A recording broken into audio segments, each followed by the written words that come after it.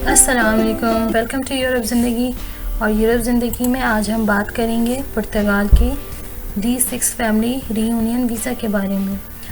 पुर्तगाल actually बहुत ही Europe की एक ब्यूटीफुल और पीसफुल अमन पसंद कंट्री है।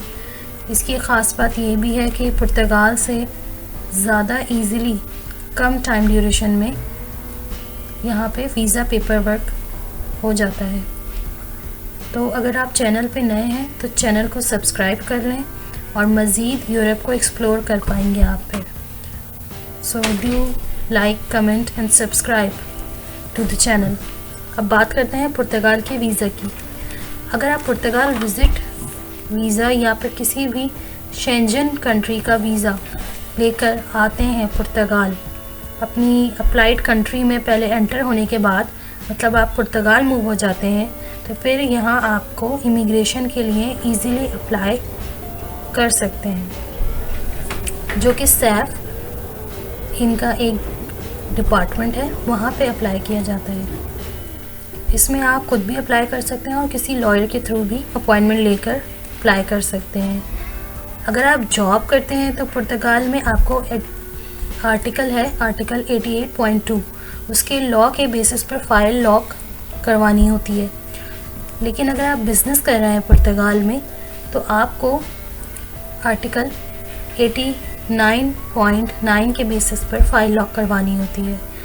इससे आपको फ़ायदा ये होता है कि आपको 2 इयर्स के अरसे के अंदर TRP मतलब टेम्पररी रेजिडेंस परमिट मिल जाता है, जिसके बेसिस पे आप पुर्तगाल में रह सकते हैं। अब इस फर्स्ट TRP का फ़ायदा ये है कि आप फैमिली को बुला सकते हैं और फैमिली को बुलाने के लिए अप्लाई कर सकते हैं। इस प्रोसेस में आपको एक लेटर दिया जाता है फैमिली के बुलाने के अप्रूवल के लिए। इसको D6 या फैमिली रीयूनिफिकेशन वीज़ा कहा जाता है। उस लेटर के मिलने के बाद आप अपनी होम कंट्री से VFS ग्लोबल में अपॉइंटमेंट लेकर पुर्तगाल एम्बेसी के डॉक्यूमेंट सबमिट करते हैं एम्बेसी को।